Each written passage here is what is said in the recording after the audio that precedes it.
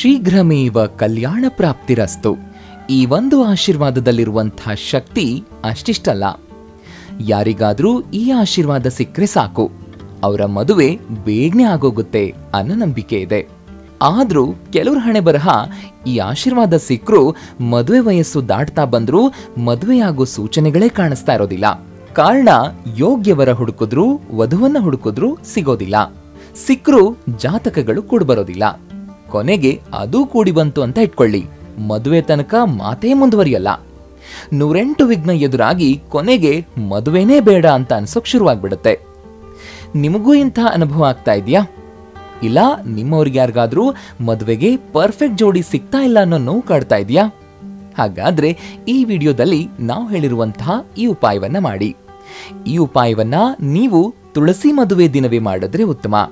ಅಷ್ಟೇ ಅಲ್ಲ, ನಿಮ್ಮ ಜೀವನದ ಸಾಕಷ್ಟು ಕನಸುಗಳನ್ನ ತುಳಸಿ ವಿವಾಹದ ದಿನ ಹೇಗೆ ನನಸು ಮಾಡ್ಕೊಳ್ಬೇಕು ಅನ್ನೋ ರಹಸ್ಯವನ್ನು ಕೂಡ ಈ ವಿಡಿಯೋದಲ್ಲಿ ಹೇಳ್ತಾ ಇದ್ದೀವಿ. ಸೊ ವಿಡಿಯೋನ ಸ್ಕಿಪ್ ಮಾಡದೆ ಕೊನೆ ತನಕ ನೋಡಿ. ಮನೆಯ ಮುಂದಿರುವಂತಹ ಅಂಗಳದಲ್ಲಿರುವ ತುಳಸಿ ಗಿಡವನ್ನ ನೋಡಿದೀರಾ? ನೋಡೋದಕ್ಕೆ ಸಾಮಾನ್ಯವಾದ ಗಿಡ ಅಂತ ಅನಿಸಬಹುದು, ಆದ್ರೆ ಗಿಡದಲ್ಲಿರೋ ಶಕ್ತಿ ಅಪಾರ. ಲಕ್ಷ್ಮೀದೇವಿಯ ಸಂಕೇತವಾಗಿರೋ ಈ ಗಿಡ ಯಾರ್ಯಾರ ಮನೆಯ ಅಂಗಳದಲ್ಲಿರುತ್ತೋ ಆ ಮನೆಯಲ್ಲಿ ಸದಾಕಾಲ ಸುಖ ಸಮೃದ್ಧಿ ನೆಲೆಸಿರುತ್ತೆ ಅನ್ನೋ ನಂಬಿಕೆ ಇದೆ. ಇನ್ನು ಇದೇ ತುಳಸಿ ಗಿಡದ ಎಲೆಗಳನ್ನ ಹಿಂದೂ ಧರ್ಮದ ಹೆಚ್ಚಿನ ಪೂಜೆ ಪುನಸ್ಕಾರಗಳಲ್ಲಿ ಬಳಸ್ತಾರೆ. ಇಲ್ಲವಾದಲ್ಲಿ ಆ ಪೂಜೆ ಅಪೂರ್ಣ ಅನ್ನೋ ನಂಬಿಕೆ ಇದೆ. ತುಳಸಿ ಗಿಡಕ್ಕೆ ಪ್ರತಿ ವರ್ಷ ಕಾರ್ತಿಕ ಮಾಸದ ಶುಕ್ಲ ಪಕ್ಷದ ಏಕಾದಶಿಯಂದು ಅದ್ಧೂರಿಯಾಗಿ ವಿವಾಹ ಮಾಡ್ತಾರೆ. ಗಿಡಕ್ಕೂ ವಿವಾಹ ಅಂತಂದ್ರೆ ಆಶ್ಚರ್ಯ ಅಲ್ವಾ?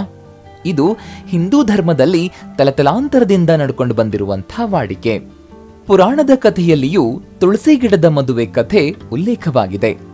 ಆ ಕಥೆಯ ಅನುಸಾರ ಅಮೃತಕ್ಕಾಗಿ ಮಂಥನ ನಡೀತಾ ಇದ್ದಾಗ ದೇವತೆಗಳು ದಾನವರು ಕ್ಷೀರಸಾಗರವನ್ನ ಕಡಿತಾರೆ.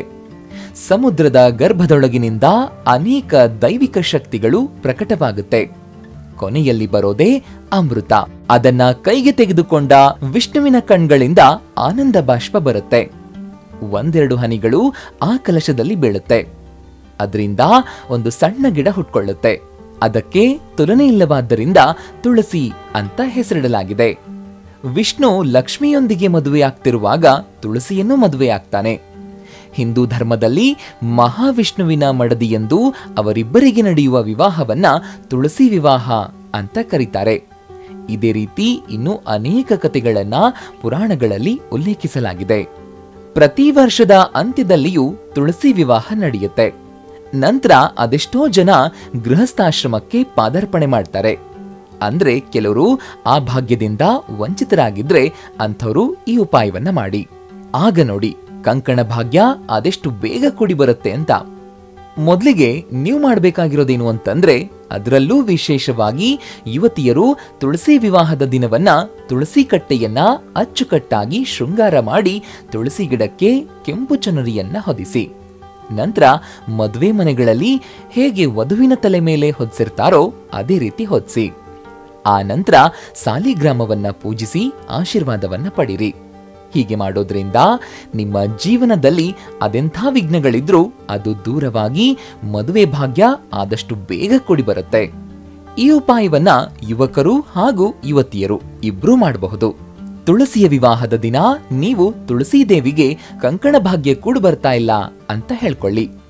ಆ ನಂತರ ಬಲಗೈಯಲ್ಲಿ ನಿಮ್ಮ ಕೈಯಿಂದ ಸಾಧ್ಯವಾದಷ್ಟು ಯಾವುದಾದ್ರೂ ಬಡ ಹೆಣ್ಣು ಮಕ್ಕಳ ವಿವಾಹಕ್ಕೆ ದಾನ ಮಾಡೋದಾಗಿ ಸಂಕಲ್ಪ ಮಾಡ್ಕೊಳ್ಳಿ.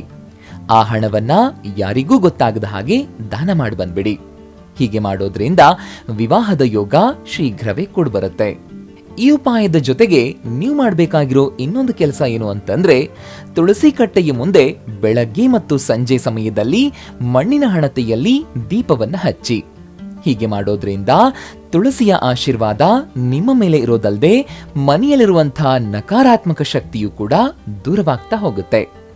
ಆಗ ನಿಮ್ಮ ವಿವಾಹದ ವಿಚಾರದಲ್ಲಿರುವಂತಹ ಎಲ್ಲ ಅಡೆತಡೆಗಳು ದೂರವಾಗುತ್ತವೆ. ಇನ್ನೊಂದು ಮುಖ್ಯವಾದ ಉಪಾಯ ಏನ್ ಗೊತ್ತಾ? ಒಂದಲ್ಲ ಒಂದು ಕಾರಣಕ್ಕೆ ಮದುವೆ ವಿಳಂಬವಾಗ್ತಾ ಇದ್ರೆ ಅಥವಾ ನೆಚ್ಚಿನ ವರ ಸಿಗ್ತಾ ಇಲ್ಲ ಅಂತಂದ್ರೆ ತುಳಸಿ ವಿವಾಹದ ದಿನ ತಾಯಿ ತುಳಸಿಗೆ ಅರಿಶಿಣದ ಕೊಂಬನ್ನ ಅರ್ಪಿಸಿ. ಸ್ವಲ್ಪ ಕುಂಕುಮ, ಸ್ವಲ್ಪ ಬೆಲ್ಲ ಹಾಗೂ ಉದ್ದಿನ ಬೇಳೆಯನ್ನ ಹಳದಿ ಬಟ್ಟೆಯಲ್ಲಿ ಕಟ್ಟಿ ವಿಷ್ಣುವಿನ ದೇವಾಲಯಕ್ಕೆ ತಗೊಂಡು ಹೋಗಿ ವಿಷ್ಣುವಿಗೆ ಅರ್ಪಿಸಿ ವಿಷ್ಣುವಿನ ಪ್ರಾರ್ಥನೆ ಮಾಡಿ. ಇದರಿಂದ ಬೇಗ ಕಂಕಣ ಭಾಗ್ಯ ಕೂಡ್ಬರುತ್ತೆ.